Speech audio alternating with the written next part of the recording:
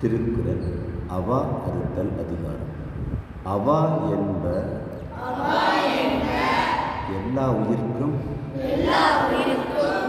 எஞ்ஞான்றும்